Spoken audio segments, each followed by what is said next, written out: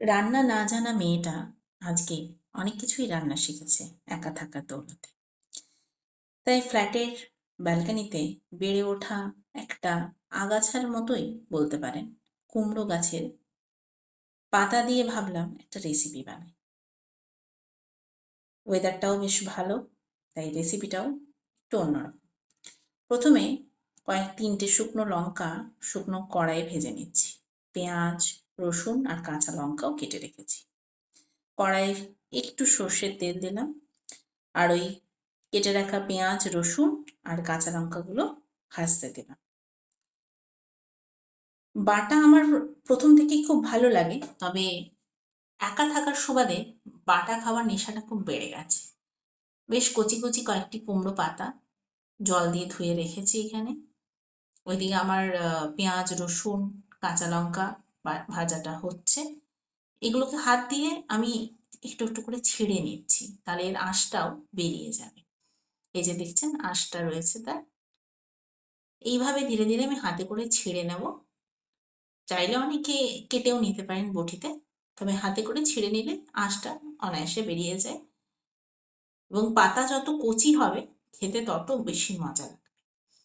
তাই চেষ্টা করবেন এই রেসিপিটা যদি বানান তাহলে কচি পাতা ব্যবহার করতে। এরপরে আবার ফিরে আসি কড়াইতে। দেখুন পেঁয়াজ, রসুন আর কাঁচা লঙ্কাগুলো লাল লাল করে আমি ভেজে নিচ্ছি। ওটা ভাজা হচ্ছে, মিনিট 5-এর একটা রান্না। এটা ভেজে আমরা একটা প্লেটে তুলে রাখবো, লাল লাল করে যেই হয়ে যাবে, এই যে তুলে রেখেছি আমি এখানে।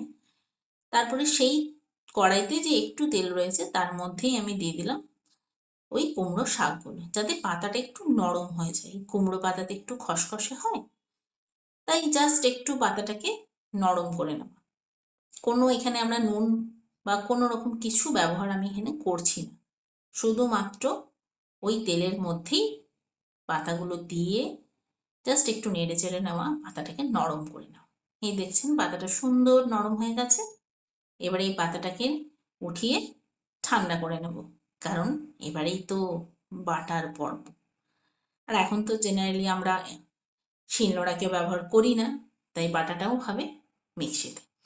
তাই মিক্সিতে ওই কুমড়ো শাক আর দুটো শুকনো লঙ্কা আর যে পেঁয়াজ, রসুন, কাঁচা লঙ্কা বেটে রেখেছিলাম সেটা নিয়ে নিলাম। আর একটা শুকনো লঙ্কা রেখে দিয়েছি, ওটার পরে কাজ রয়েছে। কি কাজ রয়েছে পরে বলছি। আবার কড়াই একটু শুকনো সর্ষের তেল দিয়ে আমি দিয়ে দিলাম হচ্ছে কালো জিরে। কালো জিরেটা মাস্ট কিন্তু। তারপরে দিলাম ওই পেস্ট করে রাখা কুমড়ো শাক। এর মধ্যে একটুখানি আমি নুন আর একটুখানি চিনি দিয়েছিলাম স্বাদ মতো। তারপরে এটাকে নেড়ে চেড়ে নিচ্ছি যতক্ষণ না এর জলটা পুরোপুরি শুকিয়ে যাচ্ছে এবং কড়াই থেকে একটু ছেড়ে ছেড়ে যাচ্ছে বাটাটা, ততক্ষণ পর্যন্ত এটা নাড়তে হবে। তারপর ওই যে প্রথমেই উঠিয়ে রেখেছিলাম শুকনো লঙ্কাটা, সেটাকে হাত দিয়ে একটুখানি পুরো ক্র্যাশ করে নিচ্ছি। চাইলে এটাকে আপনি হামাল দিস্তাতেও ক্র্যাশ করে নিতে পারেন, বাট ভর্তা তো একটু হাতের ছোঁয়া না থাকলে ভালো লাগে না। বাস, দিয়ে দিলাম সেই পেস্টটা শুকনো লঙ্কার সাথে। ওপর থেকে চাইলে একটু সর্ষের তেল দিতে